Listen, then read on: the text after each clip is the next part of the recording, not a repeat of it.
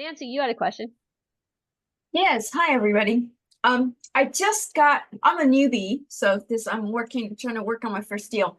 There is a person who inherited an event space.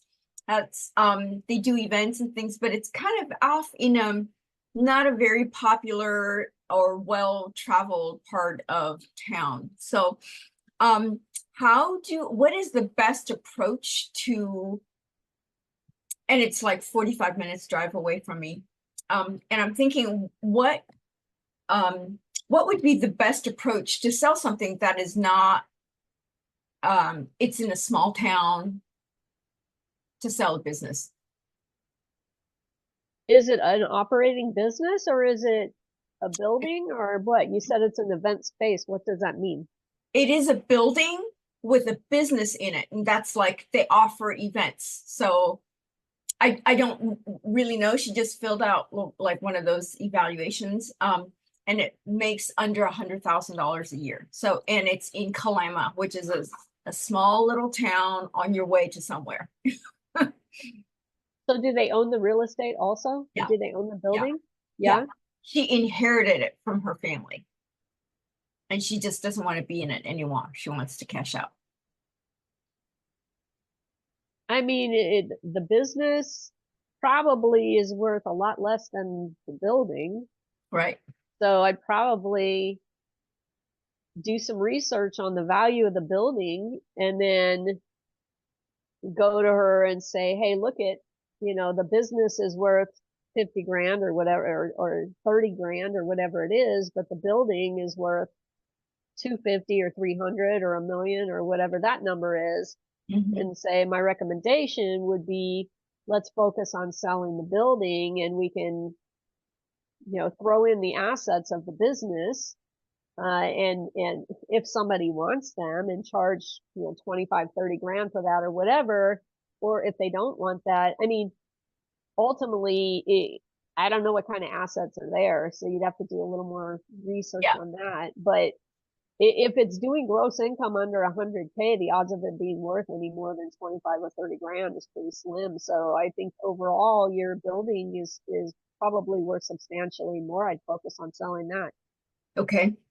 Okay. So if I'd package it as an asset sale rather than a business sale. Like a property. Yeah. I mean, I would package it just as a real estate sale and then say that there are some business assets that can be purchased in addition for, 20, 25 grand, whatever number it is. Mm-hmm. Or she might want to just throw them in if she gets a good price. It could be used as negotiating. It's like, okay, make me a full price offer on the real estate. We'll throw in the business assets. So yeah, there's a lot of ways that can be handled. But I think my question to the seller would be, I understand you want to sell the business and the real estate together. If somebody's not interested in the business or the business assets, are you willing to give up a $300,000 or $500,000 sale or whatever that number is in order to get, $25,000 for a business that you don't want to operate? Right. So you just give her some context. Okay. And in the context of this is a small town where it's not a destination, it's really you drive by, what would be the best way to market this? I mean, the building can be used for whatever somebody wants to use a building for. So it can stay an event space, or it could be converted into something else, a different business. So I think it depends on, what other possibilities are. What's the highest and best use of the building? Right. And I mean, everything goes back, or with real estate, you're always going back to highest and best use. And of course, what the zoning is. Right. You might be limited. Okay. You can always advertise on LoopNet or Cracksy, of course. So. Right. And I think EXP just started syndicating to Cracksy and LoopNet. If you have accounts.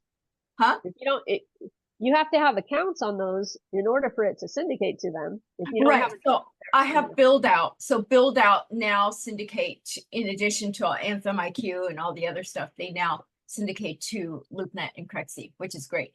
right. Yeah, okay, thank you.